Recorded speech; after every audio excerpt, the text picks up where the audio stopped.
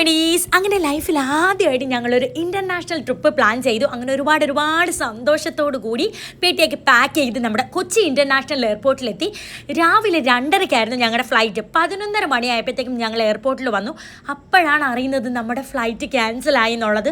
സത്യം പറഞ്ഞാൽ സങ്കടവും വിഷമവും എനിക്കറിയില്ല. അന്നേരത്തെ ഒരു സിറ്റുവേഷൻ എന്ന് വെച്ചാൽ ഞാനും അണ്ണനും പതറിപ്പോയി. പിന്നെ എയർപോർട്ടുമായിട്ട് ബന്ധപ്പെട്ടു, നമ്മുടെ ഏജൻസിയായിട്ട് ബന്ധപ്പെട്ടു. പിന്നെ ഏജൻസിക്കാരെ നമുക്ക് പിറ്റേ ദിവസം രാവിലെ 10:30-ക്കുള്ള ഫ്ലൈറ്റിന് ടിക്കറ്റ് സെറ്റാക്കി തന്നു. അങ്ങനെ ഞങ്ങൾ കൊച്ചിയിൽ തന്നെ ഒരു ഹോട്ടലിൽ റൂമൊക്കെ എടുത്തു ഫ്രഷ് ആയതിന് ശേഷം പിറ്റേന്ന് രാവിലെ നമ്മുടെ കൊച്ചി എയർപോർട്ടിലാണ്. പക്ഷേ ഇത് ഡയറക്റ്റ് ഫ്ലൈറ്റ് ആയിരുന്നില്ല, ടച്ചിങ് ഉണ്ടായിരുന്നു. നമ്മൾ കൊച്ചിയിൽ നിന്ന് നേരെ മുംബൈയിൽ നിന്നായിരുന്നു നമ്മളുടെ യാത്രാ സ്ഥലത്തേക്കുള്ള ഫ്ലൈറ്റ് ഉണ്ടായിരുന്നു. മുംബൈയിൽ 4 മണിക്കൂർ വെയിറ്റിംഗ് ഉണ്ടായിരുന്നു. പക്ഷെ സമയം പോയത് അറിഞ്ഞില്ല. കാരണം പൊന്നൂസ് മൗണ്ടനും ഉണ്ടല്ലോ, വിരുന്നിരുന്നോളുമല്ലോ. പിന്നെ മുംബൈ എയർപോർട്ട് ഒന്ന് കാണാൻ സാധിച്ചു.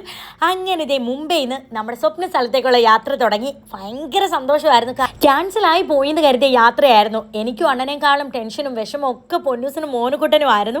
അങ്ങനെ ഒരു രാത്രി ഒരു 10-10:30 ആയപ്പോൾ നമ്മുടെ സ്വപ്ന സ്ഥലത്ത് ഞങ്ങൾ എത്തി മുത്തുമണീസ്. അപ്പോൾ വ്ലോഗ് ഇട്ടിട്ടുണ്ട്, കണ്ടു നോക്കിയിട്ട് നിങ്ങളുടെ അഭിപ്രായങ്ങൾ. രാത്രി ആയതുകൊണ്ട് തന്നെ വലുതായിട്ടുള്ള കാഴ്ചകളൊന്നും കാണാൻ പറ്റില്ലല്ലോ. സാരമില്ല, നാളെ രാവിലെ 7 മണി മുതൽ നമ്മുടെ യാത്ര തുടങ്ങുകയാണ്.